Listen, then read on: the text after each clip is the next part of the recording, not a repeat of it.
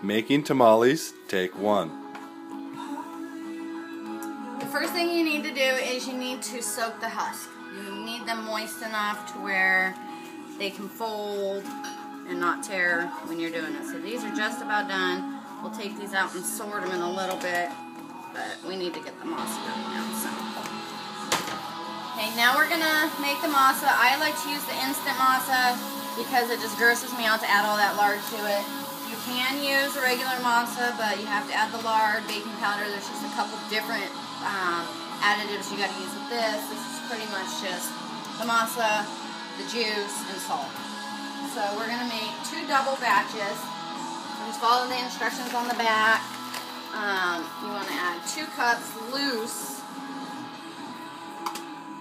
masa per batch. We're going to actually add 4.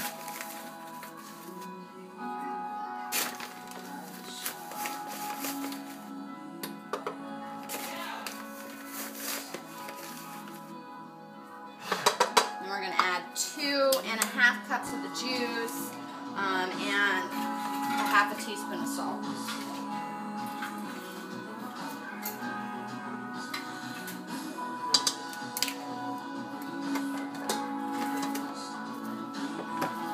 You may need to add more juice, make it a little bit softer. This is cold.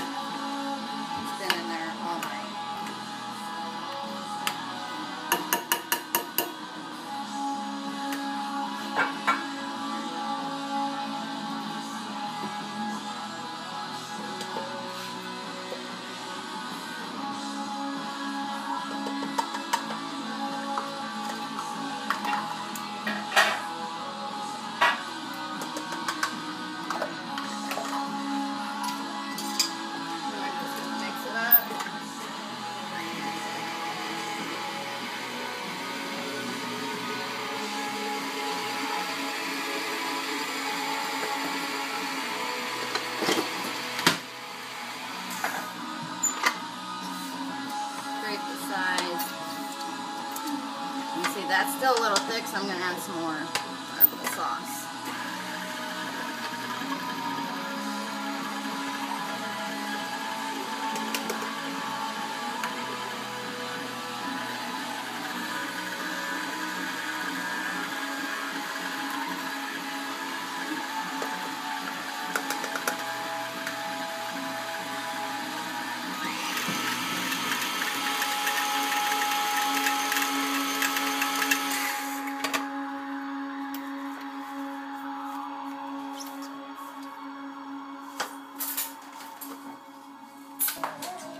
Masa's done. We've added about a total of 4 cups of the chili sauce. This is a perfect consistency, real spongy. You don't want it too runny or it's not going to steam right. So this batch is done. And then you just repeat if you need another batch. I'll probably need 2 more batches, I'm thinking.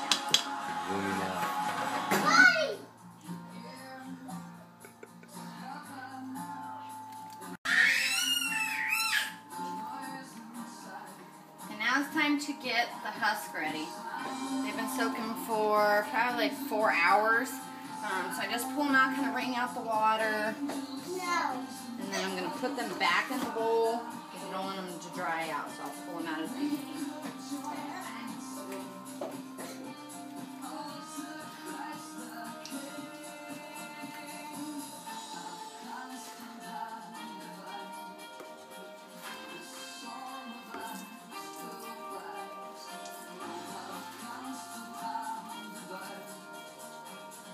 I want to take out all the water. Like I said, I don't want them to dry out.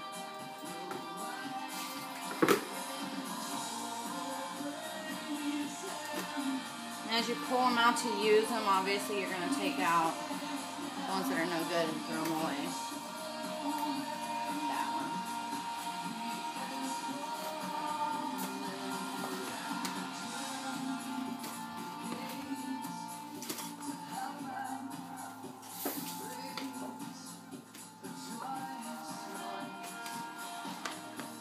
Put the lid back on here. Okay, you're going to need to get yourself a steamer pot. This is a really good one. I have other ones that don't really work too well. Don't buy the one like this at the carniceria because the water burns really fast, and this thing that comes in it always collapses and your tamales fall into the water and get ruined. So invest in a good pan. This one cost about $25, but it was a good investment. It's got the riser inside. You just want to put a little bit of water in there.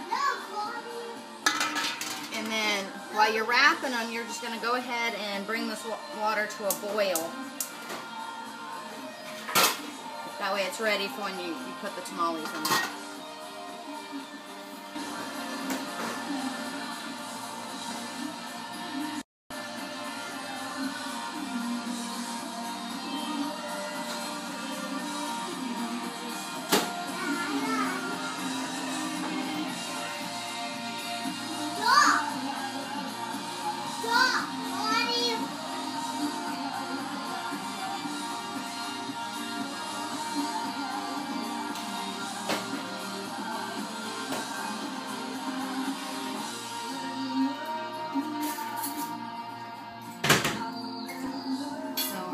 Take our husk and we are going to spread the masa on there. Probably don't need it that big, so I'm just going to rip a little bit of that off.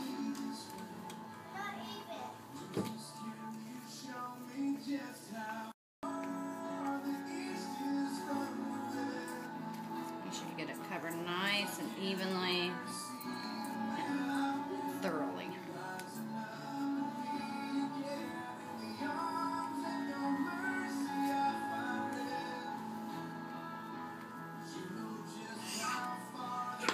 Now we're going to take some meat.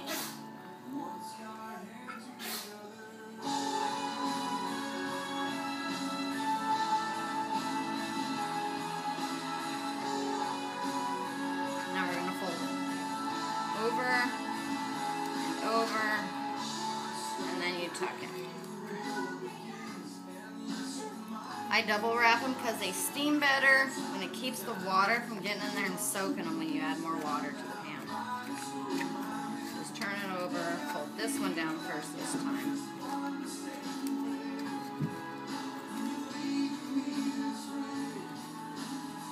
And there you have it.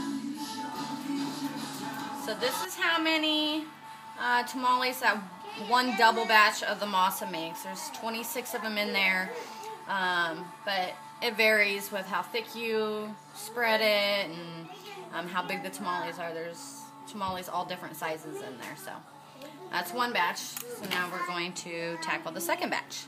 So I'm guessing we should get about 60 tamales out of this.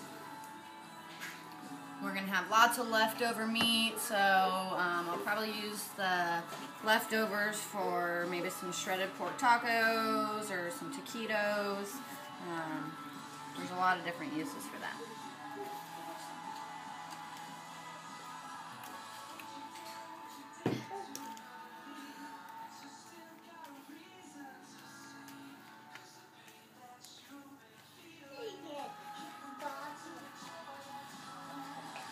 Call them red tamales because traditional tamales, the masa is not red.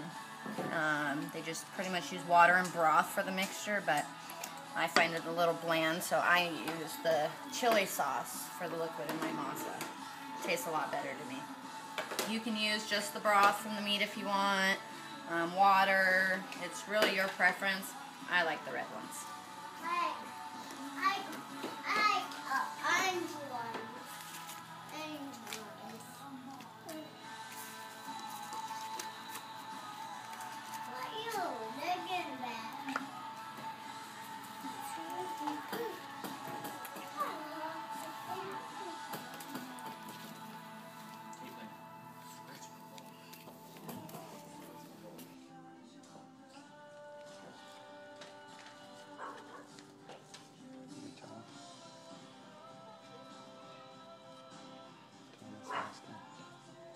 This is the last one. Only took 2 hours to wrap all of these.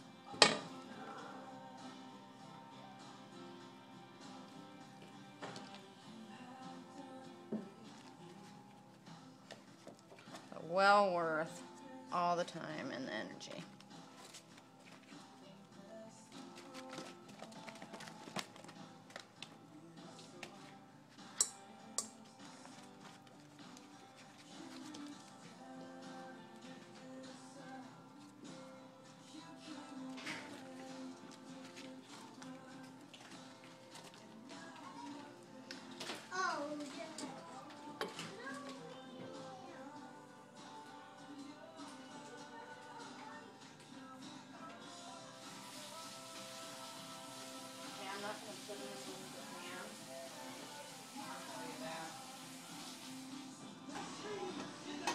Okay, so now we have the water ready, so we're going to turn the pan off so I don't burn myself.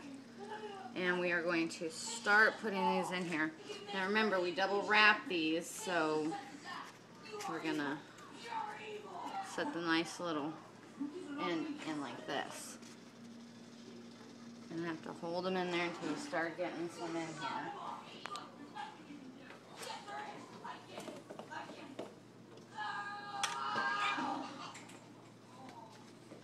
Careful not to burn yourself.